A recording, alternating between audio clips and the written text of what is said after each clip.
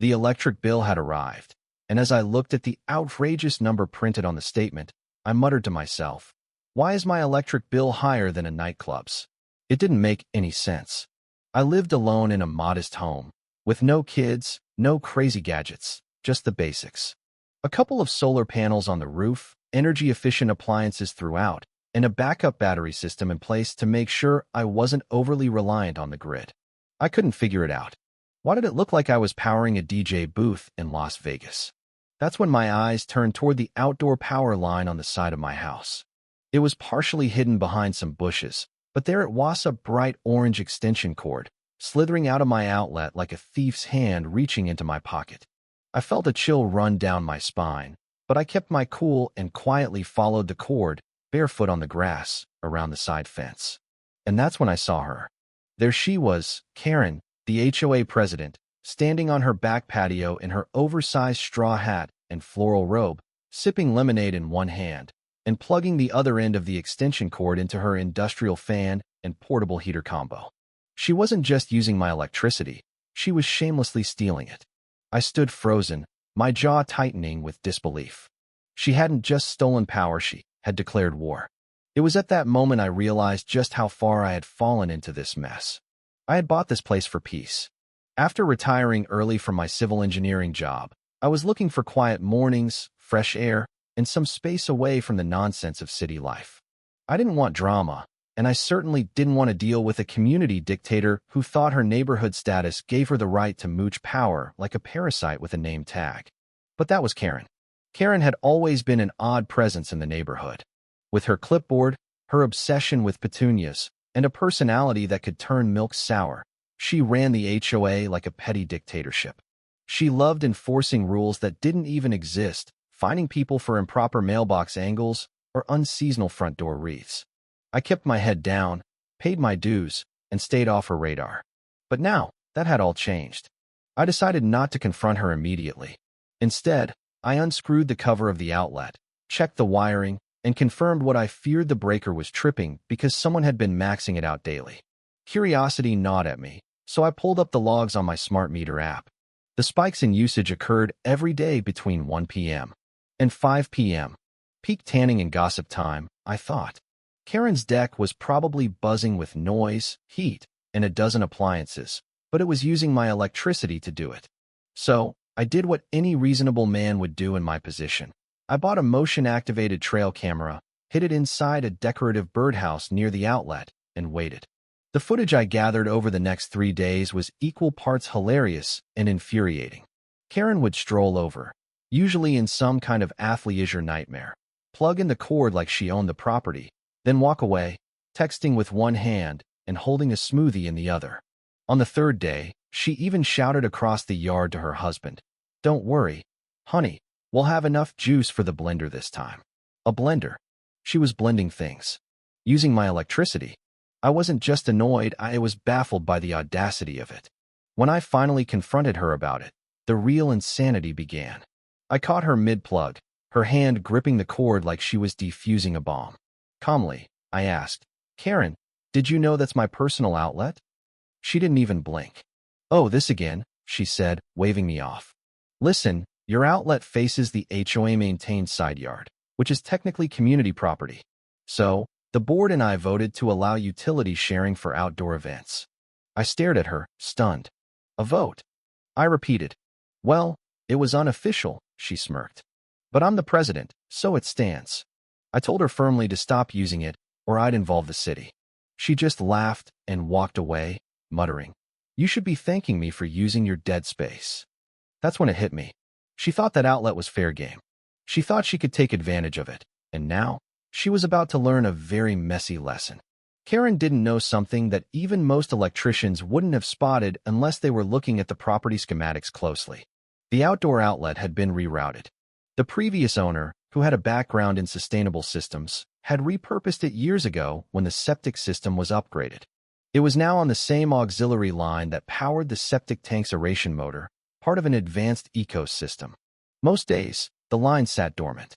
But when too much electricity was drawn from it, the system diverted power and overloaded a backflow failsafe.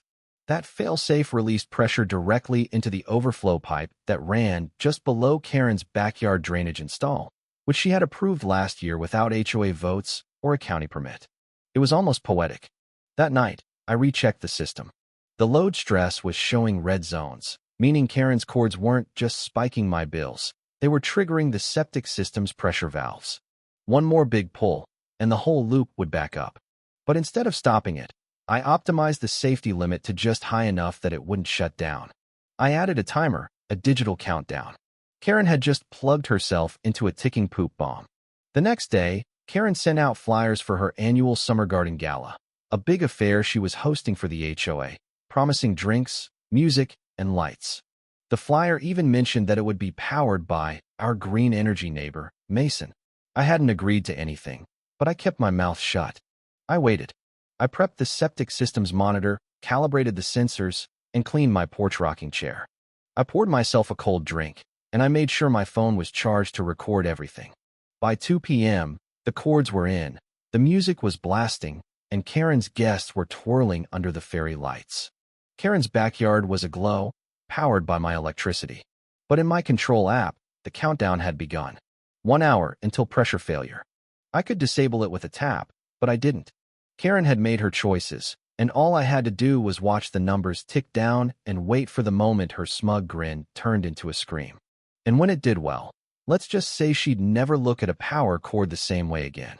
The neighborhood was practically humming with excitement. It wasn't every day that Karen threw a party like this. She went all out, with rented sound equipment, a local guitarist, and a margarita machine stationed by her fire pit. I could see everything from my porch as I rocked slowly in my chair. My phone was balanced on my knee, already recording. It felt like watching a heist movie, only the criminal didn't realize they were about to rob themselves. At 38 minutes to go, the septic system's pressure hit critical levels again. The failsafe valve had activated once already, but it couldn't reset because of the continuous surge from the fans, speakers, and now, what sounded like a karaoke machine. At 22 minutes to go, the pressure spiked again. By now, Karen was on the microphone, welcoming her guests and bragging about how eco-friendly her event was, thanks to Mason's outlet. I smirked and waved from my porch. At 10 minutes to go, the aeration pump started to hum, signaling danger. The failsafe valve opened halfway, and I knew it was only a matter of time before the pressure would reroute to the emergency relief pipe. The pipe, which ran through HOA-maintained drainage just beneath Karen's fancy patio gravel, was where the disaster would hit. At 7 minutes to go, the kids started doing cartwheels on the grass while the adults gathered near Karen, laughing at her every word. But the real action was unfolding right beneath the surface. At 2 minutes, Karen turned around, waving her arms like a conductor. The karaoke machine blasted again, and the speakers shook the whole neighborhood. That was when I opened the Septic app one last time. The screen flashed red 0. There was a moment of silence. Then, the faint gurgling sound of a blocked drain, and it all began. Brownish-gray water burst up from the overflow pipe, spraying across the white tablecloth like champagne. People screamed, backing away, knocking into each other in panic. The smell hit like a brick wall. Karen froze, holding the mic like it could save her, and then she slipped in the mess. She wasn't the queen of the neighborhood anymore. She was a joke. I didn't move. I didn't gloat. I just watched as her garden party turned into a disaster zone, all caught on camera. The smell lingered well into the evening, even after the emergency plumbers arrived. Karen's accusations against me fell flat when the footage of her stealing my power went viral, sparking outrage across the neighborhood. A few days later, I got a formal notice of violation from the HOA, accusing me of creating an environmental hazard. But I was prepared. I had everything: documented footage, logs, emails, and I filed my own civil lawsuit. The public hearing with the HOA revealed the full extent of Karen's abuse of power. The city health department showed how Karen's landscaping had contaminated protected wetlands. She was facing fines, environmental charges, and potential legal action. Finally, the HOA board voted to remove Karen from office. She tried to deny it, but she was no match for the evidence. She had spent her last moments in power, and I wasn't done yet. My civil case went to court, and Karen's defense crumbled. I was awarded damages, and Karen was banned from holding any community leadership position for 5 years. The HOA was restructured, and I was asked to help ensure fairness and transparency moving forward. Karen disappeared from the neighborhood. Her house was put up for sale, and the once pristine lawn fell into neglect. The community had finally returned to peace. And as for me, I installed a reinforced box around my outlet with a lock and a warning label, private. Do not use. Karen had tried to poison the well with her arrogance. But in the end, the truth flushed her out faster than anything else. The quiet after her downfall felt surreal. It was the calm that came from a system that had righted itself. And as I sat on my porch, looking at the stars, I smiled, knowing that sometimes standing your ground wasn't just about protecting yourself, it was about protecting what truly mattered.